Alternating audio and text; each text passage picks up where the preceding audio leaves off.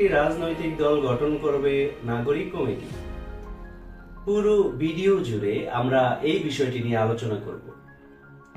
আমি অ্যাডভোকেট মোহাম্মদ আলী হোসেন, বাংলাদেশের কুমিল্লা জজ কোর্টে কর্মরত আছি।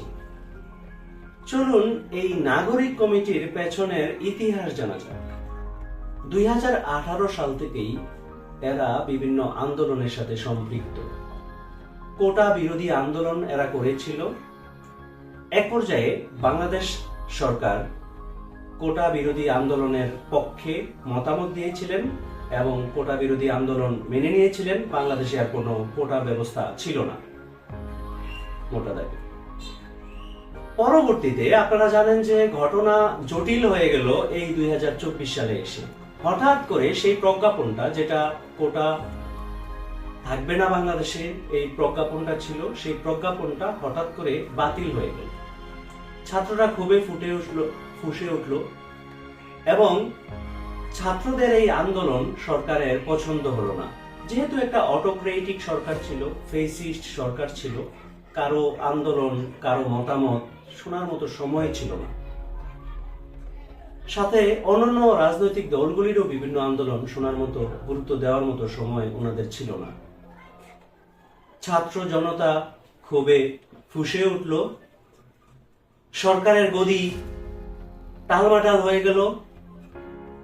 ফেসিস্ট শেখ হাসিনা 5 আগস্ট বাংলাদেশ থেকে পালিয়ে গেলেন। সরকার ব্যবস্থা হুড়মুড় করে ভেঙে পড়ল। এই যে ছাত্রদের আন্দোলন, এই আন্দোলনের পিছনে সাংগঠনিক শক্তিটা কি ছিল? ছাত্ররা 2018 সাল থেকে শিক্ষা নিয়ে ঢাকা ইউনিভার্সিটির কিছু স্টুডেন্ট ছাত্র শক্তি নামে একটা সংগঠন দাঁড় করিয়েছিল, যারা তাত্ত্বিকভাবে রাজনীতি, পাঠচক্র ইত্যাদির মাধ্যমে সংগঠিত হচ্ছিলেন। এই সিচুয়েশনটাকে কেন্দ্র করে তারা সেই সংগঠনের সাংগঠনিক শক্তি ব্যবহার করে তারা তাদের আন্দোলনকে সারা বাংলাদেশের সকল পাবলিক এবং প্রাইভেট ইউনিভার্সিটিতে ছড়িয়ে দিলেন। বাংলাদেশের ইতিহাসে ছাত্ররা কখনো ব্যর্থ হয়নি, এবারও হলো না। অনেক আত্মত্যাগ, অনেক হত্যা, অনেক মৃত্যু, অনেক আহত হওয়ার মধ্য দিয়ে তাদের আন্দোলনে তারা সফল হলেন। অন্তর্বর্তীকালীন সরকার অগাস্ট মাস শেষে ক্ষমতায়, এবং সেই কারণে তারা তাদের পুরনো সংগঠন ছাত্র শক্তিকে বিলুপ্ত করে দিলেন। বর্তমানে তাদের 2টা কমিটি সক্রিয়। যেই ব্যানারে তারা এই আন্দোলনটা করলেন, আন্দোলনের এই ব্যানারটা ছিল বৈষম্য বিরোধী ছাত্র আন্দোলন। অর্থাৎ এই যে কোটা নিয়ে যে বৈষম্যটা হচ্ছে, এই বৈষম্যের বিরোধী ওরা, এই বিরোধিতা করে এই পুরো আন্দোলনটার ওরা নেতৃত্ব দিলেন। এই আন্দোলনে জনতাও তাদের সাথে একাত্মতা পোষণ করেছিলেন। পরবর্তীতে তাদের 3 জন বর্তমানে উপদেষ্টায় আছে। অন্যান্য নাগরিক সমাজের ব্যক্তিবর্গ নিয়ে এই উপদেষ্টা কমিটি গঠিত। এখন তারা একটা কমিটি গঠন করেছেন সারা বাংলাদেশে, সেটার নাম জাতীয় নাগরিক কমিটি। ছাত্র শক্তি তো বিলুপ্ত, তারপরে ছাত্রদের যে বৈষম্য বিরোধী ছাত্র আন্দোলন, সেটা সারা বাংলাদেশে এখন কার্যক্রম বিস্তৃত কমিটি গঠন করা হচ্ছে। তাদের পৃষ্ঠপোষকতায় আরো একটি কমিটি গঠিত হলো, সেটার নাম নাগরিক কমিটি।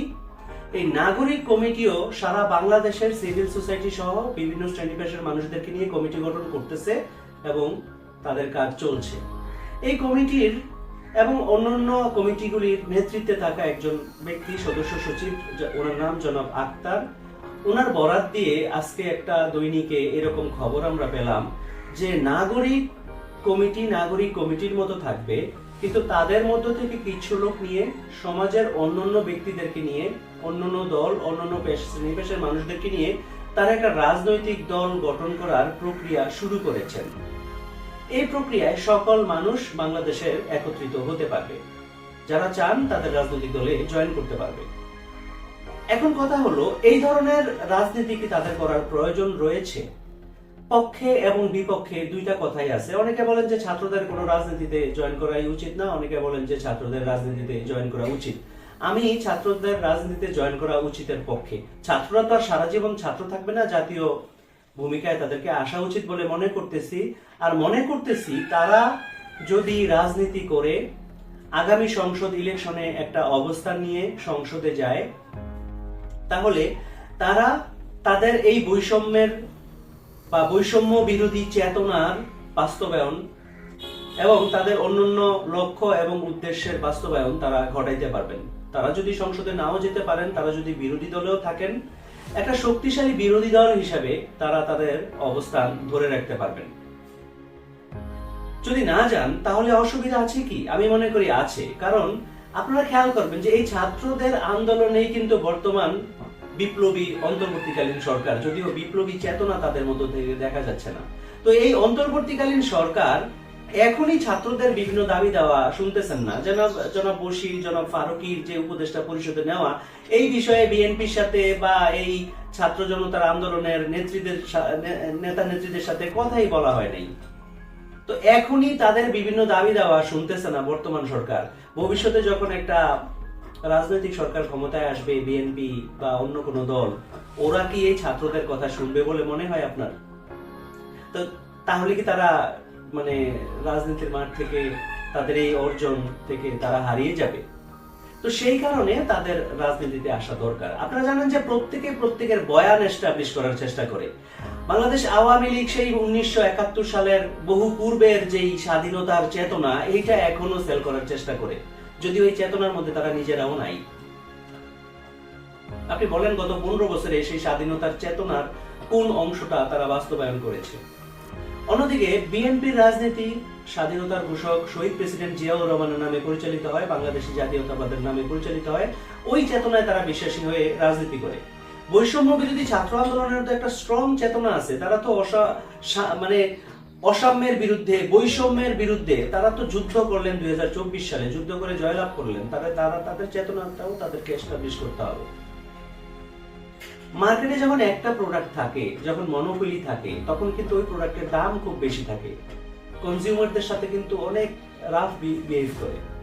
বাংলাদেশের রাজনৈতিক দলগুলির অবস্থা হয়ে গেছে এই নামে এই দেশের মানুষ সকল ক্ষমতার উৎস, কিন্তু কেউ একটা উপজেলা পর্যায়ের নেতা, জেলা পর্যায়ের নেতা বা জাতীয় পর্যায়ের নেতা হলে তো মানুষকে আর মানুষই মনে হয় না। তার মানে যারা অ্যাকচুয়ালি সেবা পাওয়ার কথা, তারা সেবা থেকে বঞ্চিত। অন্য কোনো দল যদি আসে, তারা যদি জনগণকে যথাযথ সেবা করতে পারে, তাহলে মার্কেটে রাজনীতি হবে কম্পিটিটিভ। আপনি যাই সেল করবেন তাই মানুষ খাবে, ব্যাপারটা এরকম না। মানুষের হাতে কম্পিটিশন থাকবে, মানুষের হাতে আলাদা চয়েস থাকবে।